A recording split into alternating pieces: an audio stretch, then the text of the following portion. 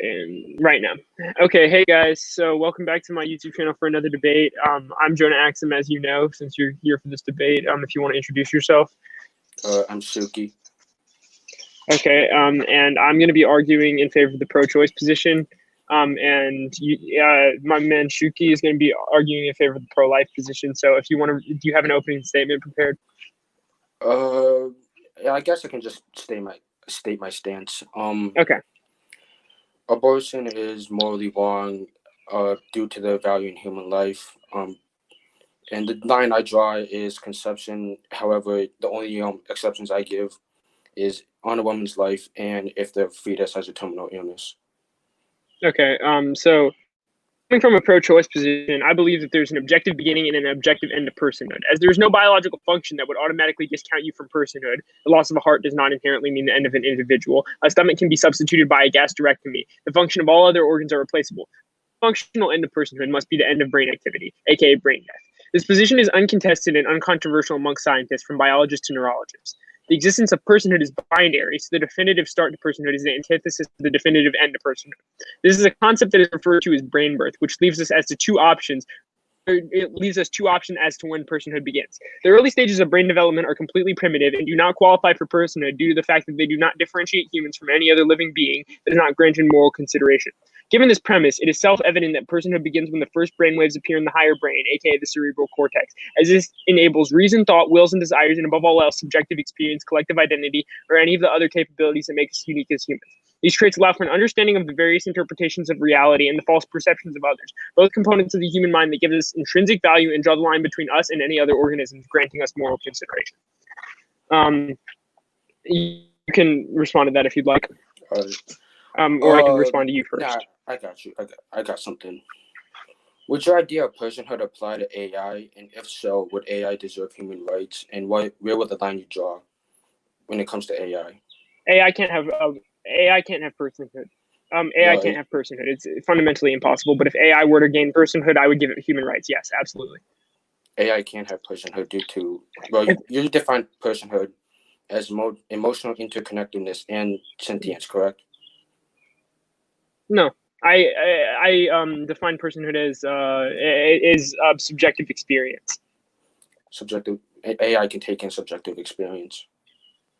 AI can have. No, it can't. It can only take an objective experience. That's the way that machine learning works, is that it inputs things and gets so someone tells it how to weight the outcomes, then it weights the outcomes based on what it sees happen based on its actions. So there's no such thing as like subjective experience of machine learning. It has to get the thing wrong to get it right.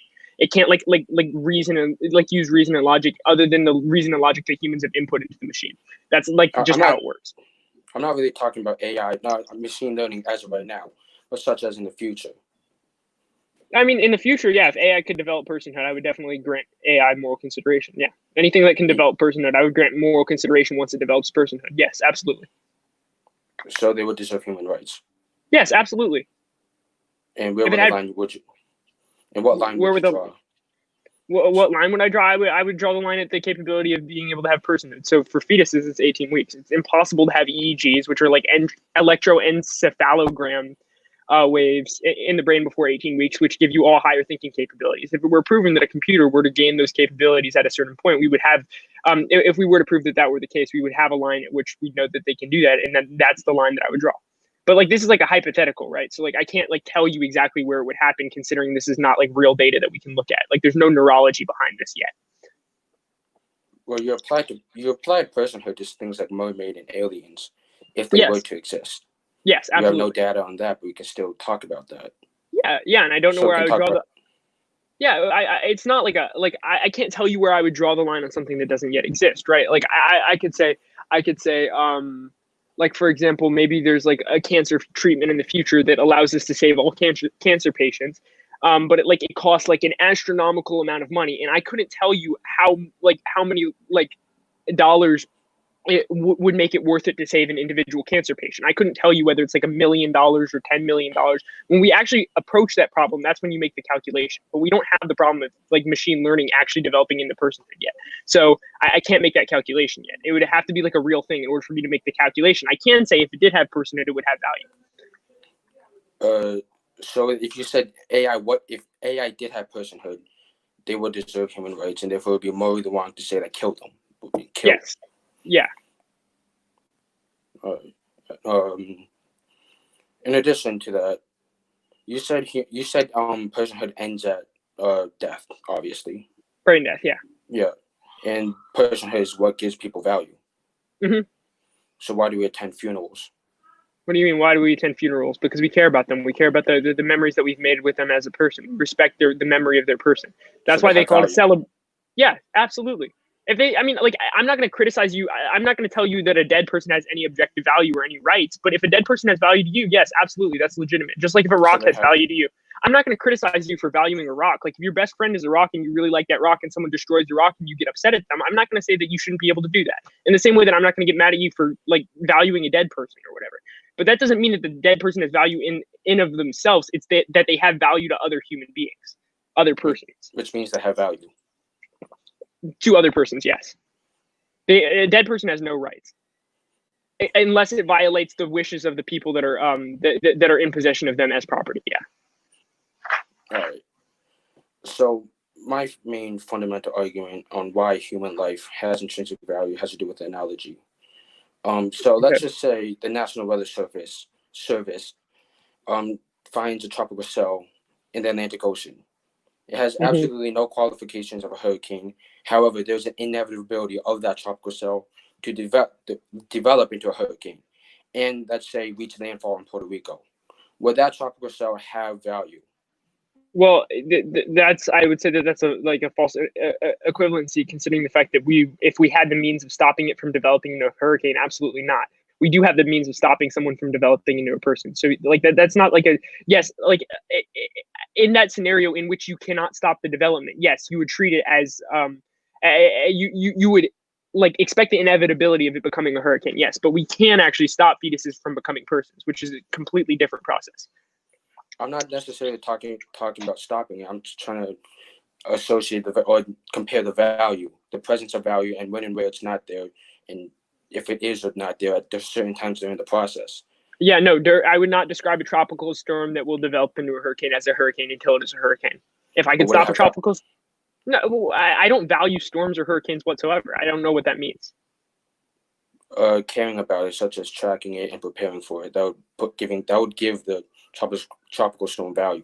You mean significance? Like value? Well, value is like something that we do as humans in order to say what's important and what's not, right? So like we have like valuation systems of different things. Significance means that it will have some sort of impact at some point on something, which is like I'd say that they're different. But yes, the tropical storm would be significant purely because we have no way of stopping its destruction. That's the only reason it's significant, not inherently, not because of its natural capacity to develop into a hurricane. It's only significant because we have an inability to stop the natural capacity of it to develop into a hurricane. What? What do you mean? What's unclear about this? So you said there is value in that hurricane? No. Or the tropical cell? Purely because we have an inability to stop it from developing into a hurricane, which is not at all analogous to fetuses. I'm not talking about where we should treat it. I'm trying to talk about the association with value. I don't place any value on a hurricane or a tropical storm whatsoever. So we shouldn't prepare for it? We should just let it be? I would say that the better option would be to stop it if we could. And since we can't stop it, then yes, we could prepare for it. But the thing is, in this analogy that you're trying to create, we can actually stop the development of personhood. That's a fact. Like these two things are not analogous whatsoever. I know that you said it was an analogy. Yeah, comparing the value. But it's the two things are not analogous right now. Like you're comparing, like I don't know. All right, let's change it to a terrorist attack. We can stop a terrorist attack. Yeah, we can stop a terrorist attack theoretically, which is why we shouldn't treat a terrorist threat like a terrorist attack until the attack actually happens. Until it's an inevitability. What? Sure, a terrorist threat. Sure. Yes, we should take all measures we can to stop a terrorist threat. So so the possibility of a terrorist attack is valuable. No, it's not I don't know what you define valuable. Of significance. Something we should care about. something that we should care about. What do you mean? Something, because I care about ending world hunger, but I also care about my family. I don't care about them in the same way at all. But You know what I mean? and therefore they both have value. No, things don't have value because you notice them and care about them. I would say that racism has no value. I still care about racism, right? It has no value to me. I literally, if I could destroy all racism, I would. Just because a hurricane has value, like you could say like a fetus has value or whatever, but that doesn't mean it's a good thing by your own definition. Like that just doesn't make sense. Like thinking about something and believing that it has any implications whatsoever isn't indicative of its value whatsoever, right? Like I don't, like, by your own definition, right? Because a hurricane is not a good thing. It's not something that we'd want to exist. So placing value on something doesn't necessarily make it good or bad for it to exist. You're like that's by your own definition. You're associating value with positive things. Mm-hmm. Something can have a negative effect, but that's still value. Like a hurricane? Yeah. Like a hurricane, because you just said a hurricane has value. You believe hurricanes to be positive things. No, value can be negative and positive. Okay, so then what's your point of attributing value to a fetus when it is neither negative or positive value? Because the reason why you say human life isn't valid is because the possibility of personhood means nothing to you. Yes, absolutely not. Nothing. I mean, the possibility of personhood is a thing at the moment a man and a woman experience sexual attraction between each other. However, I would not denounce anyone from practicing abstinence or using birth control or any other form of contraception. Therefore, it would be logically inconsistent for me to say at a certain point, preventing personhood is worse than at another point. No, the reason why that's different is because more physical actions need to occur. Once conception happens, if the woman just partakes in all the activities needed to sustain life, a child will be produced. A fully functional human being will be produced. There's a difference between the two. I don't view that as a significant point. Like, you're just adding an arbitrary distinction to something that's already meaningless, right? So you've said, oh, like there's this biological. I mean, that's just a huge appeal to nature fallacy. You're saying because it's natural, it's better, but nature has nothing to do with ethics. I mean, it's okay. This is like very common on the pro-life side, but like there's no like well thought out like ethical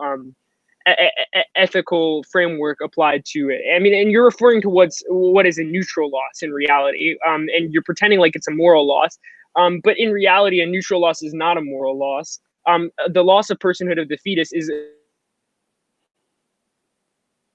You're cutting out. I can't hear you.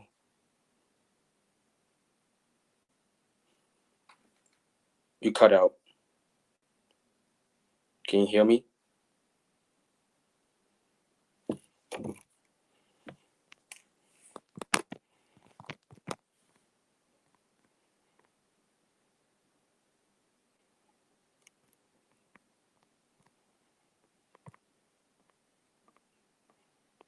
Hello?